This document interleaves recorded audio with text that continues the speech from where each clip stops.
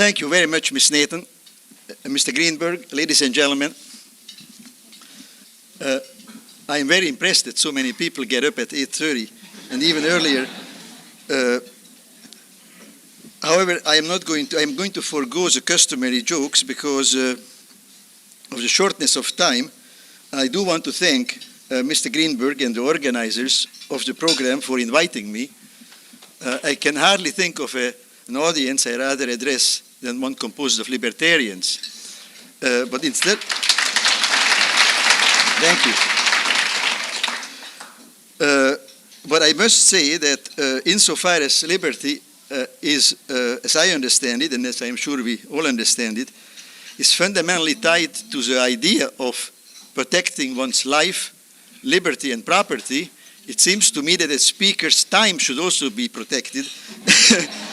And I feel a little deprived starting with 15 minutes deprivation, especially since I prepared a rather serious presentation, since I thought that although the title is accurate and the one that I myself agreed to, it seemed to me that it should be, I hope it is, and if it isn't, it should be fairly obvious to an audience like this in what ways psychiatry is used as a weapon by the state. And if it isn't obvious, I can tell you in about 2 minutes.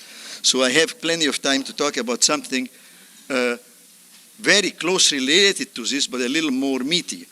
Now, let me just run through, quite seriously, in about 2 minutes or less, the ways in which psychiatry is a weapon of the state, and then go behind the scenes, as it were. Well, first of all, it's obvious that psychiatry couldn't be a weapon of the state unless there was an alliance between psychiatry and the state, similar to what used to prevail between church and state in theological societies, or for that matter in all Western societies, and that still prevails in Iran, in Israel, in Ireland, and many other countries. So what are some of these ways? Involuntary mental hospitalization, obviously, is at the top of the list, which is a fancy psychiatric way of saying imprisoning the innocent. And, of course, so-called involuntary treatment, which is a euphemism for electrical and pharmacological torture. The parallel runner of this is the insanity defense. I like to think of involuntary mental hospitalization as depriving innocent people of liberty, and of the insanity defense as depriving innocent people from protection from guilty people by psychiatrists going to court and claiming that guilty people are innocent.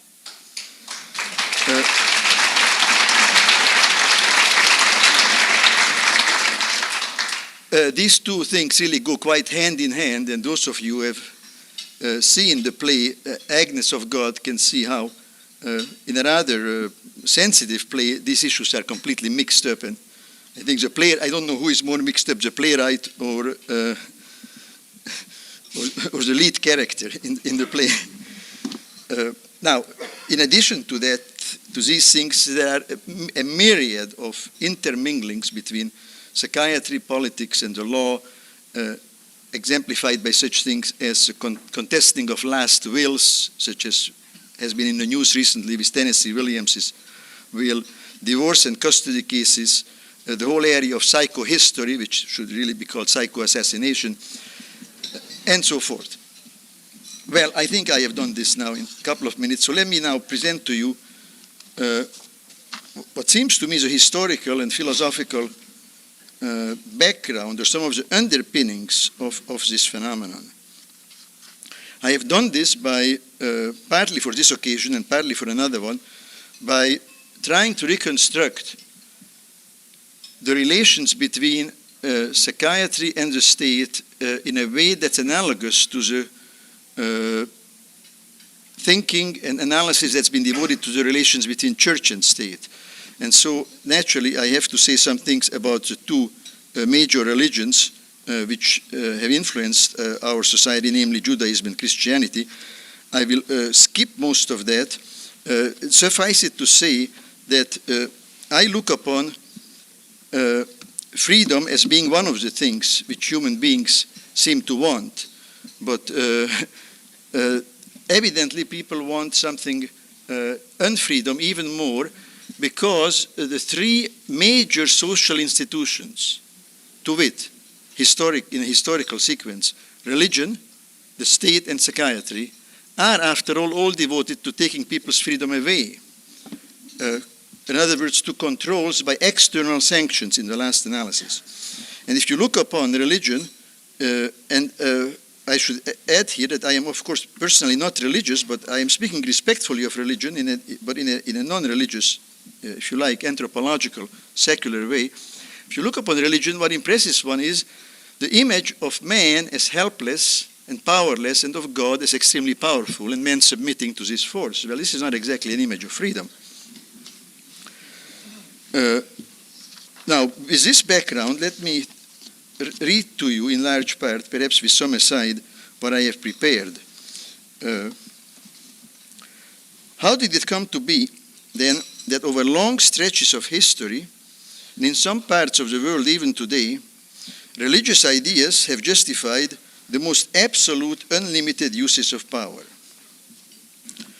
Although the details of the theological justifications of repression are numerous and complicated, they all seem to come down to a single image, namely to a monotheistic male God who rules from heaven over all of mankind as a father on earth rules over his children. Perhaps the most classic exposition of this religious perspective on power is Sir Robert Filmer's treatise tellingly titled Patriarcha. Written in 1640, this work, which bears the arresting subtitle, quotes, "A defense of the natural power of kings against the unnatural liberty of people." I didn't make that up. This work was made famous, would perhaps be forgotten if it hadn't been for, because there have been many such works, but this work was made famous by John Locke's satirical attack on it. Locke ridiculed this author for trying to, quote, "provide chains for all of mankind," unquote, which Filmer, in fact, did extremely well. What should interest us, and should perhaps have interested Locke a bit more also, was how Filmer justified the benefits, one might now say cures or treatments, which redounded to those enlightened enough to fasten those chains on themselves and others.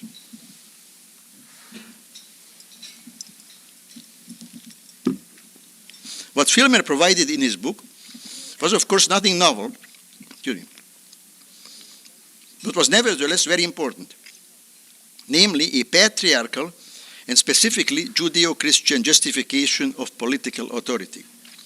Filmer maintained that kings were entitled to absolute power over their subjects, who in turn owed their rulers absolute obedience. Why?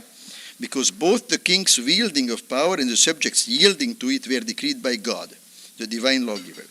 How did Filmer know this? The Bible told him so.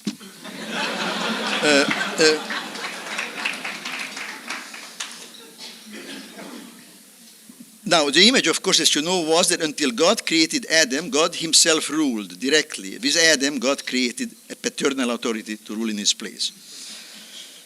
Now, a number of concepts and images come together here, such as patriarchalism, paternalism, the divine rule of kings or other sovereigns, absolutism, slavery, and last but not least, revealed religion, particularly Judaism and Christianity. What characterizes all of these ideas and images is that that each sees the political order as naturally hierarchical, familial. On the one side is the father, lowercase f, or father, capital F, or Lord, God, or his vicar on earth, king or pope. On the other side are the people, seen as children, slaves, sinners, or a flock tended by a shepherd. In such an image, as Alfred Szasz, a student of patriarchalism, reminds us, quotes, this is an extremely important sentence, which I quote from Szasz, quotes, "Childhood was not something that was eventually outgrown, rather it was enlarged to include the whole of one's life." Now, instead of childhood, we have included in patienthood the whole of one's life. It might seem unseemly and indeed unnecessary to belabor that this is a basic image of what life is and indeed ought to be of how power ought to be distributed among human beings that informs both the Jewish and Christian worldviews. God is our Father in heaven. The priest is called Father. We are his children. Just a master metaphor, you might say. But if so, it sure is a master metaphor that continues to pack a powerful wallop of real literal power. The fact is that for millennia there were no individuals at all. As Sir Henry Maine observed a long time ago, ancient law, quotes, knows next to nothing of individuals. It is concerned not with individuals, but with families, not with single human beings, but with groups. End of quotes from Maine. Clearly then, our rhetoric justifying use of power not only reinforces our image of it, but also ultimately determines how or whether we try to limit it. Consider, if God is seen as all-powerful, demanding total submission to his will, and if power is wielded in the name of such a God, then not only will the wielders of power demand total submission, but those subject to such authority and sharing its claims to legitimacy will also be eager to totally submit to it. To be sure, they may chafe under the yoke, but their complaints, couched in terms of misrule, will not challenge the principles of legitimizing their own submission. I can't think of anyone better, more famous than Alexander Solzhenitsyn to illustrate this view of enchantment with submission, but to the right authority. If God's power is total and his legitimacy, even in secular politics, unquestioned and indeed unquestionable, then the religious justification for the use of political power becomes irrefutable in principle and totalitarian in practice. These are merely consequences that flow from premises. If God is totally good and totally powerful, it is absurd to try to limit his power or the power of those who act in his name. It is not an accident, then, that the idea of limited government, the central principle behind the American Revolution and political system, is a secular notion presupposing the destruction of the legitimacy of priestly power, not just its reality, but its legitimacy. It is important to emphasize in this connection that the great historical struggles for religious liberty in Europe and especially in America antedate the modern struggles for national independence. Sadly, but not surprisingly, liberation from oppression by the priest led, in most cases, to oppression by the politician, the interests of the state replacing the interests of God as a leading symbol for sanctioning power. I shall not and cannot be concerned here with this tragic but perhaps often inevitable metamorphosis in the grand human drama of domination and submission. Instead, I want to comment briefly on the specifically American historical experience vis-à-vis the problem of religious oppression and religious liberty, and then bring in psychiatry. Leaning heavily on the great thinkers of the European Enlightenment, the men of the American Enlightenment saw their task clearly. Simply put, it was this. For centuries, the soil of Europe was bathed in blood shed in the name of God. Catholics persecuted Protestants, Protestants persecuted Catholics, and both persecuted the Jews. For men who worshipped liberty as well as a loving God, it was not a pretty sight to behold. Because in these persecutions, the use of force was justified by appeals to gods and churches, and because the actual use of force making the persecutions possible rested on an alliance between priest and king, the mechanism for controlling this sort of violence seemed obvious enough. Separate church and state, authority and power. The great writings of Thomas Jefferson and James Madison are sharply focused on this one theme, taming the abuse of power justified by faith and God. Their words are true and timely today as ever. Let me quote one of Jefferson's pertinent comments, one that you all know, I'm sure. It is error alone, wrote Jefferson, which needs the support of government. Truth can stand by itself. The way to silence religious disputes is to take no notice of them. It does me no injury for my neighbor to say there are 20 gods or no